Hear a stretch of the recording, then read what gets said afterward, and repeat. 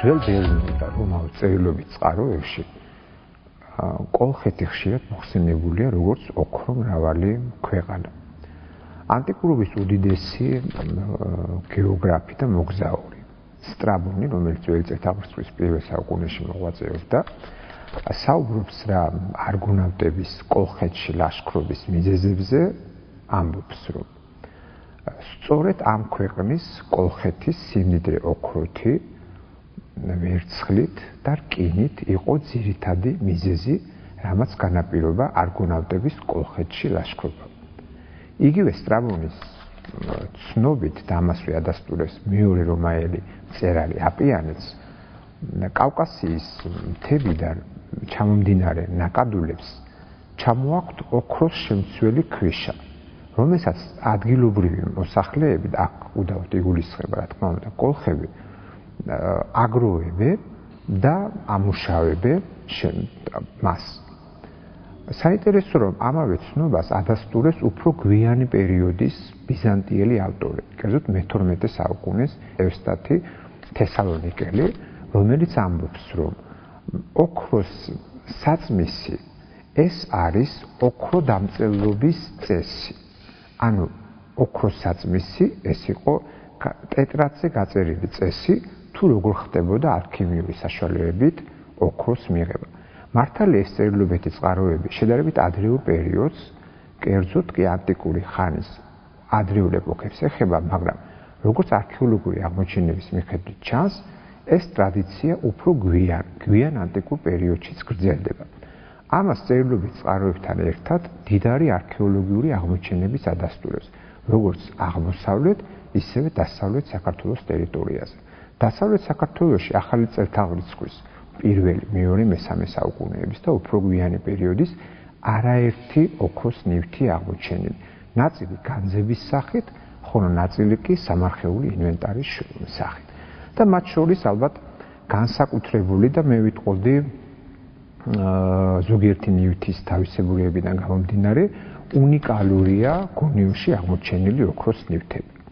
სოფელ გონიოში, რომელიც ბათუმიდან 12 კილომეტრის დაშორებით მდებარეობს და სადაც არის აღმართული სწორედ ანტიკურ წერილობით წყაროებში მოხსენებული აფსაროსის ციხე, აი მიმდებარე ტერიტორიებზე არაერთჯერ იქნა აღმოჩენილი ოქროს ნივთები.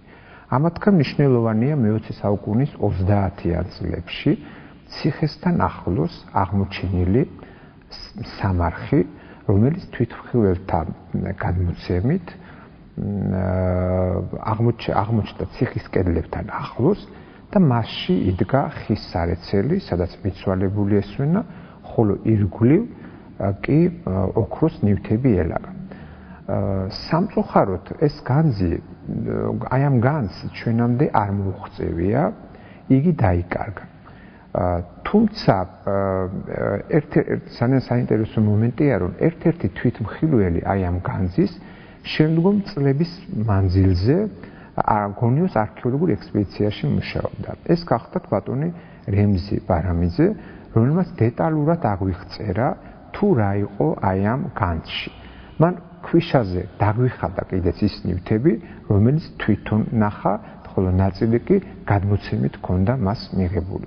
და მათგან აი ამ რაც ჩვენ აღვადგინეთ, ერთ-ერთი ყოფილა სწორედ ოქროს დიადემა, ანუ თავსამკაული და შემკულობის სხვა ნივთები.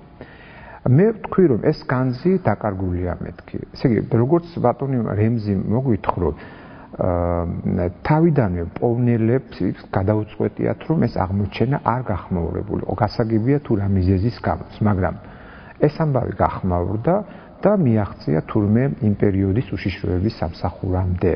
უშიშროების სამსახურს თავისი წარმომადგენელი გონიოში გაუგზავნია, მას აუწერია იქ არსებული სიტუაცია, შეხვდა იმ პიროვნებებს, ვინც განძი მოიპოვა, განძი შეაგროვა და ესე დაბრუნებულა ბათუმში. თუმცა ეს პიროვნება, როგორც გაირკვა შემდგომ 1937 წლების პოლიტიკური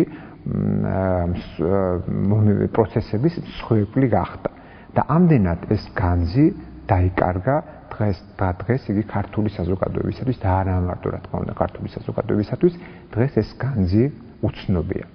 უფრო მოგვიანებით 1964 წელს გონიოს ნივთებისა, ოქროს ნივთებისაგან შემდგარი განძი გონიოსგან მოშორებით სოფელ მახოში იქნა აღმოჩენილი, რომელიც იმთავითვე აჭარის სახელმწიფო მუზეუმს გადაეცა.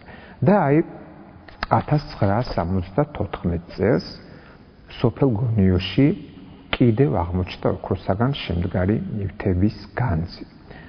კერძოდ სამეურნეო საქმიანობის დროს თქვენ მოგეხსენებათ რომ გონიოს შემოგარენი მთლიანად ციტრუსოვანი პლანტაციებითაა დაფარული და აი ამ ციხის აღმოსავლეთით მდებარე მთაზე გაშენებული პლანტაციებში საავტომობილო გზის გაფართოებისას მძიმე ტექნიკის მუშაობის დროს ქვის ლოდის ქვემოთ აღმოჩნდა სპილენძის ჭურჭელში ჩალაგებული ოქროს ნივთები, რომელიც დღეს სამეცნიერო ლიტერატურაში გონიოს განძის სახელწოდებით არის ცნობილი.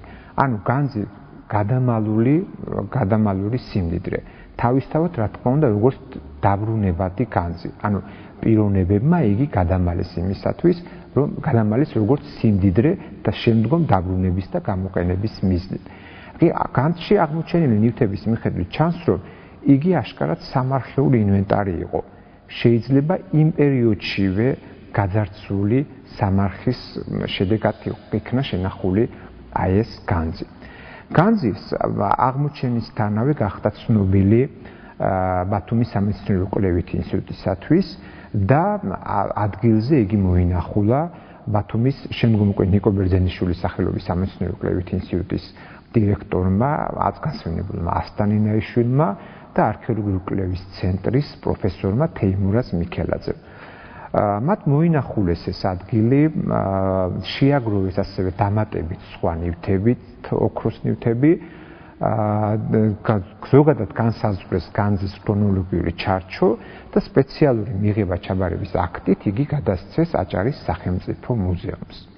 პირველად ფართო საზოგადოებას აი ამ განძის შესახებ ეცნობა 1975 წელს თბილისში არქეოლოგიური საველე სამუშაოებისადმი მიძღვნილ სესიაზე და პირველად იგი გამოქვეყნდა 76-77 წლებში იმ ხანად პერიოდში ცნობილ სამეცნიერო ჟურნალში ვაკრუკ სვეტა, ხოლო შემდგომ იგი ქართულად დაიბეჭდა ქართულ გამოცემაში ძეგლის მეგობარი. უფრო მოგვიანებით კი 1980 წელს განძი მონოგრაფიის სახით გამოიცა და მისი ავტორები იყვნენ ცნობილი ქართველი აკადემიკოსები ოთარ ლორთქიფანიძე, დავით ხახუტაიშვილი და თეიმურაზ მიქელაძე. ამ განძს სხვათა შორის ერთი საინტერესო ისტორიაც აქვს. აი მე-20 საუკუნის 90-იან წლებში, როცა ქვეყანაში მძიმე სოციალური და პოლიტიკური ფონი შეიქმნა, განძი უსაფრთხოების დაცვის მიზნით აჭარის სახელმწიფო მუზეუმიდან ეროვნული ბანკის აჭარის ფილიალში გადაიტანეს და 20 წლის მანძილზე იგი აი ამ ბანკის სეიფში იყო შენახული და მხოლოდ აი მიმდინარე წელს იქნა იგი გამოფენილი ბათუმის არქეოლოგიურ მუზეუმში და იგი ეს გამოფენა მოეწყო იაპონიის საელჩოს დაფინანსებით და ფინანსური მხარდაჭერით. განძი სულ 36 ნივთისაგან შედგება. მე ძალიან რთულია გამოვყოთ და ვთქვათ, რომ ეს ნივთი უფრო ღირებულია და ეს არა. ყველა ნივთი რა თქმა უნდა ღირებულია, ყველა ნივთი ფასეულია და ყველა ნივთი კონკრეტული ისტორიის მატარებელია, მაგრამ მაინც არის იქ რამდენიმე ნივთი, რომელთა ნაწილი უნიკალურობით, ხოლო ნაწილი კი უფრო მეცნიერული და ისტორიული განსაკუთრებული ღირებულებით გამოირჩევა. ამ ხრივ მე დავასახელებდი მაინც გონიოს ოქროს, გონიოში აღმოჩენილ, განძში აღმოჩენილ ოქროს ჭაბუკს, თალარს, ანუ იგივე გარსაკრავი, ოქროს ფიალა და მედალიონი ჰელიოსის გამოსახულებით. მოდით დავიწყოთ განძის განხილვა ოქროს ჭაბუკით. ეხლა ალბათ საინტერესოა თუ ვის ეკუთვნოდა ეს ოქროს ჭაბუკი. აქ რა თქმა უნდა ჩვენ ყურადღება უნდა მივაქციოთ რამდენიმე შტრიხს, რომელიც დამახასიათებელია ამ სკულპტურისათვის და ჩვენ ამის მიხედვით უნდა განსაზღვროთ სწორედ აი ამ ჭაბუკის კუთვნილება. ჭაბუკი თავსაბურავი კონუსისებური ფორმისაა და ეგრეთ წოდებული პილოსია, რომელიც მხოლოდ და მხოლოდ სწორედ დიოსკურის ძირითადი ატრიბუტია. ვინ იყო დიოსკური? დიოსკური ეს იყო ზევსის შვილები და ანტიკური ავტორების მიხედვით არსებობს ესეთი ცნობა, რომ დიოსკური მონაწილეობას ღებულობდა სწორედ არგონავტების ლაშქრობაში. და სწორედ მის სახელს უკავშირდება ერთ-ერთი ძველი ქართული ქალაქის სახელწოდება დიოსკურია, ანუ დღევანდელი სოხუმი. ასე რომ აი ამ ქანდაკებების, რა თქმა უნდა, თუ ჩვენ ცალსახად იდენტიფიცირებას აი ამ ქანდაკების მოახდენთ დიოსკურთან, აი მისი აღმოჩენა, რა თქმა უნდა, აჭარის ანუ ისტორიული კოლხეთის ტერიტორიაზე ბუნებრივია გასაკვირი არ უნდა იყოს. ეს ერთი დეტალი. მაგრამ არის მეორე დეტალიც, ეს არის სწორედ დიოსკური, რომელიც შემკულია მოსასხამით, ეგრეთ წოდებული ქლამიდით, აი ქლამიდის ერთი ბოლო მას ერთ ხელში უჭირავს, ესეც სწორედ დიოსკურისთვისაა მხოლოდ და მხოლოდ დამახასიათებელი. მაგრამ აქ არის ერთ-ერთი დეტალი, რომელიც ესეც საეჭვოს ხდის მის ასე უყოყმანო იდენტიფიცირებას დიოსკურის სკულპტურასთან. ეს არის მარცხენა ხელში მოცემული რაღაც ჭურჭელი, სავარაუდოდ ფიალა და როგორც ეს დასტურდება, დიოსკურებისათვის მსგავსი ატრიბუტი უცნობია.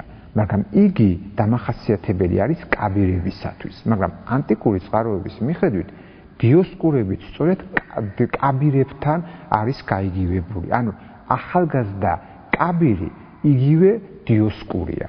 და ასევე მნიშვნელოვანია ისიც, რომ კაბირთა კულტის არსებობა კოლხეთში ანტიკური წყაროების მიხედვით არაერთ გზისაა მოხსენიებული.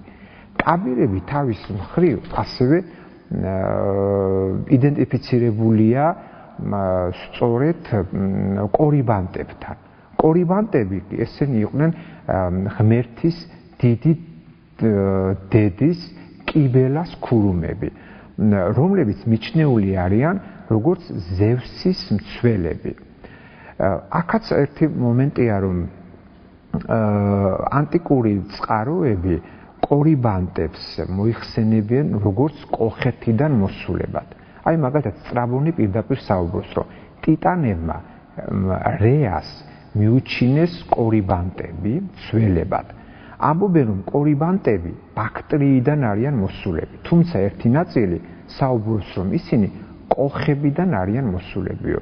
ასე რომ დააკვირდით, ჩვენ ერთი ვახსენეთ ის, რომ როცა საუბრობდით, რომ ზევსის შვილებია დიოსკური, რომელიც არგონავტების ლაშქრობაში მონაწილეობდა და იგი ბუნებრივად გამოდის, რომ დაკავშირებული არის სწორედ კოლხეთთან.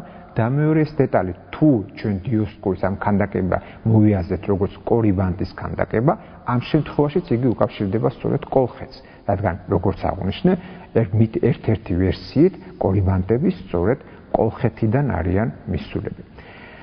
ეს ჭაბუკი, გონიოს ეს ჭაბუკი ესე საკმაოდ მკაცრი მიერისაა, დაკუნთული ტანით და მას ზურგზე მირჩილული აქვს მრგვალი მარყუჟი და როგორც ჩანს იგი საკიდით იყო გამოყენებული და ასევე დგას დისკოსებული ფორმის კვარცხლბერგზე. ეს ჭაბუკი განეკუთვნება ახალი იკონოგრაფიული და მხატვრულ-სტილისტური თვალსაზრისით განეკუთვნება ახალი წელთაღრიცხვის პირველ საუკუნეში ფართოდ გავრცელებულ დიოსკურის აი ამ მხატვრულ სახეს, რომლის შექმნა დაკავშირებული არის ლისიპეს და მისი წარმომადგენლების სამხატვრო სკოლასთან.